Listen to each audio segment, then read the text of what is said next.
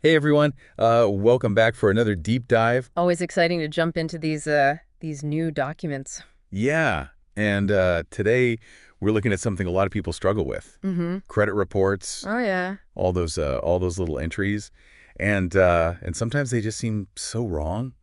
Yeah, it can be frustrating. Super frustrating, Yeah. right? Like you're looking at it, you're like, wait a minute, Yeah. this isn't me, this isn't my account. What's going on? Exactly. And Yeah, sometimes it's even scarier, like it could be identity theft. exactly. Like someone's out there trying to be you. Oh yeah. But not in like a fun twin way, Right. more like a oh my credit score way. Definitely a stressful situation. Super stressful. Yeah, and a lot of folks feel powerless when they see these errors, Mm-hmm. but taking control is so important. Absolutely. And that's what's so interesting about the documents we're diving into today. Oh yeah. It's like someone took all their frustration and turned it into like a DIY guide to fighting back. Yeah, like a how to stand up for your credit rights kind of thing. Yeah, empowering people to take charge of their own financial well-being. Exactly. So we've got this collection of documents and it's like a mixed bag. Oh, really? Like what kind of stuff are we talking about? Well, we've got this pretty intense personal statement, Yeah. a letter that's all about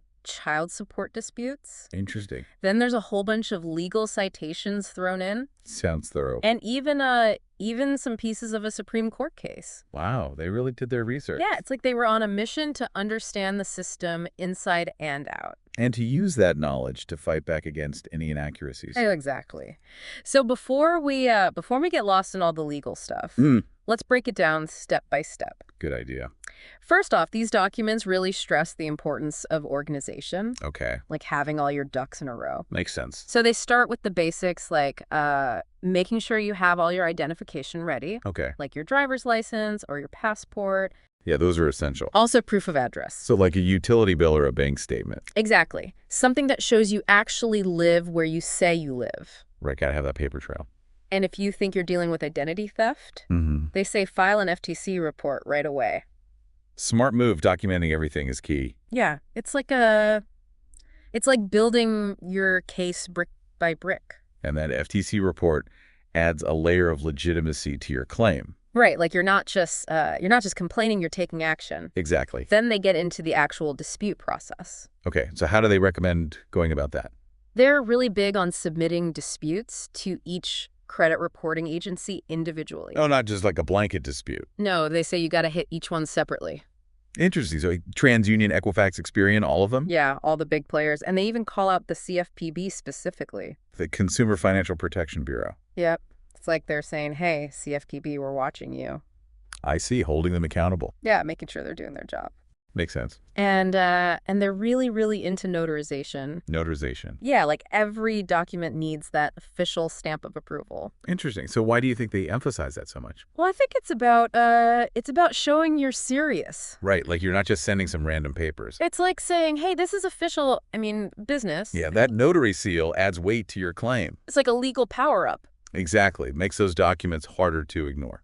Okay, so we've got the basics down: ID, proof of address, FTC report if needed, Mm-hmm. separate disputes to each agency, and notarize everything. That sounds like a solid foundation. Now let's talk about the legal framework behind all of this. Okay, getting into the nitty-gritty. Exactly, and the star of the show seems to be the Fair Credit Reporting Act. Ah, the FCRA, the cornerstone of consumer credit rights. Yeah, it's like the rule book for this whole credit reporting game. And these documents really lean on it. They sure do. It's like their legal Bible. So for our listeners who might not be familiar with the FCRA, Right. what does it actually do? How does it protect consumers? Well, basically, it lays out your rights when it comes to your credit report. Yeah. Like you have the right to know what's in it, the Mhm. right to dispute inaccurate information. Yeah, that's huge. And it sets rules for how credit reporting agencies have to operate. So it's like a system of checks and balances. Exactly. It's there to make sure everyone's playing fair. And these documents are using it to hold the credit bureaus accountable. It's right. They're not afraid to wave the FCRA flag. Good for them. Knowledge is power. Absolutely. Now let's get into some of the more colorful parts of these documents. Okay, the juicy stuff. Yeah, like the personal statement. It's pretty fired up. Oh, really? How so? Well, they're throwing around terms like constitutional rights, Good. coercion, jurisdiction. It's like they're channeling their inner lawyer. Strong language for sure. Yeah, it's definitely got that don't tread on me vibe. I can see why someone would be tempted to go that route. Right, especially if they feel like they've been wronged. Exactly. It's like they're saying, I know my rights and I'm not backing down.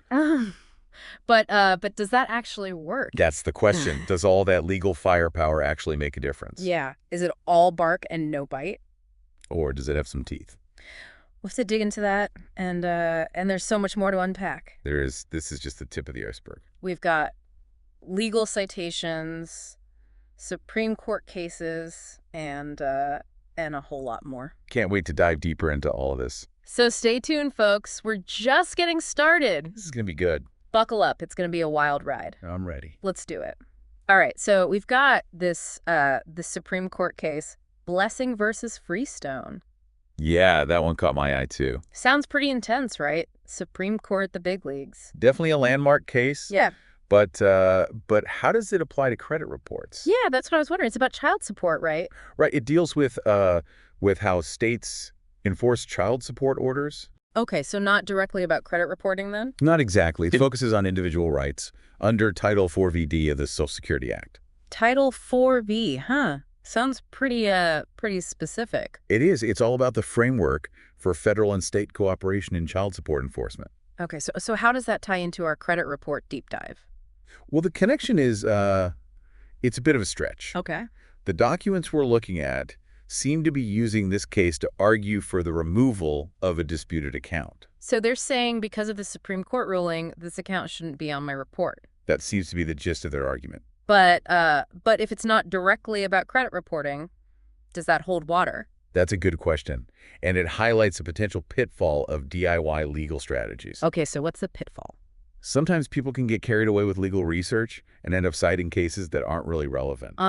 So it's like they went on a legal Google spree and just grabbed anything that sounded impressive. Kind of like throwing spaghetti at the wall and seeing what sticks. But in this case, the spaghetti might slide right off. Exactly. In legal battles, precision is key. Right, you can't just throw a bunch of legal jargon around and expect to win. You need to understand the specific laws and precedents that apply to your situation. Okay, so knowing which legal arguments are relevant and which ones are just noise. Exactly. That's where having some legal expertise can really make a difference. Yeah, sometimes you need a guide to navigate the legal maze. Exactly. And that brings us to another point worth considering. Okay, what's that? The potential downsides of trying to be your own lawyer. It's tempting to try to handle things yourself, right? Oh, absolutely, especially with all the information available online. But is that always the best approach? Well, it depends on the complexity of the situation. Okay. For simple disputes, you might be able to handle things on your own. Right, like if it's just a small error that's easily fixable. Exactly. But when you're dealing with something more complicated... But like identity theft or a long-standing dispute. Exactly. Or if you're feeling overwhelmed by the process, that's when having an experienced attorney can be invaluable. It's like having a Sherpa guide you through the treacherous terrain of the legal system. Exactly. They know the paths, the pitfalls, and how to get you to your destination safely. So for our listeners who are feeling empowered by all this legal knowledge, but maybe also a bit intimidated. Right. It's a lot to take in. What's the key takeaway? I'd say it's about finding the right balance. Balance between what and what? Between self-advocacy and knowing when to seek professional help. Okay, so do your research, learn as much as you can. Absolutely. Be informed, be proactive. But also recognize your limitations. Exactly. And don't be afraid to reach out for help when you need it. It's not a sign of weakness, it's a sign of strength. Couldn't agree more. Knowing when to call on the experts is smart. So true. All right, let's shift gears a bit and dive back into the child support dispute letter. Okay, back to the specifics. They're really hammering on these legal citations. Yeah, they're throwing out a lot of code sections. Like a legal weapon barrage? Exactly. But as we discussed, it's important to be strategic. Right, not just throwing random legal stuff out there. You got to focus on the ones that are most relevant to your situation. Okay, so what are the key legal points they're trying to make?